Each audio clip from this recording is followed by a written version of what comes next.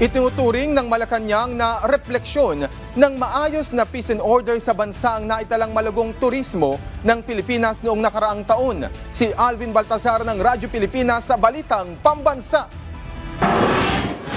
Itinuturing ng Malacanang na isang magandang barometro ang pagdagsa ng mga turista sa bansa para sabihing maganda ang estado ng peace and order sa Pilipinas. Ang pahayag ay ginawa ni PCO Undersecretary at Palace Press Officer Atty. Claire Castro sa harap na rin ng pag-akyat sa bilang ng mga turista nitong nagdaang Enero 2025. Katwiran ni Atty. Castro, kung hindi maganda ang peace and order situation sa bansa, ay hindi sana dumaragsa ang mga turista.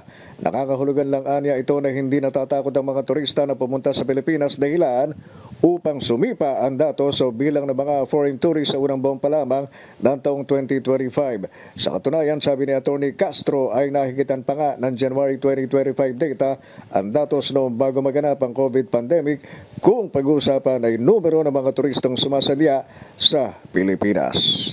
Pero dahil nga tumataas po ang bilang ng mga turistang pumupunta sa atin, naungusan na nga po yung pre-COVID time natin. So, ibig sabihin po, hindi natatakot ang mga turistang pumunta sa ating bansa. Umabot sa 65.3 billion pesos ang pumasok na kita ng pamahalaan nitong Enero mula sa turismo. 1,167,108 na mga turista sa bansa nitong unang buwan ng taon ang naigtala base na din sa record ng DOT. Kaugnay nito, sinabi ni Atty. Castro na umaasa silang tataas pa ang income sa turismo ng pamahalaan na maire-record ng nakaraang buwan ng Pebrero at mga susunod pang buwan. Malaking bagay anya dito ang mas maayos na proseso na ipinatutupad ng Bureau of Immigration. Base sa kanilang pinakahuling tala, nalampasan na natin ang pre-COVID tourism revenues. Ibig sabihin, umabot sa 65.3 billion pesos ang tourism revenues nitong Enero ng kasalukuyang taon.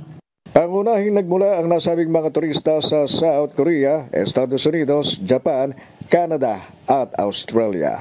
Para sa Balitang Pambansa, Alvin Baltazar ng Radyo Pilipinas.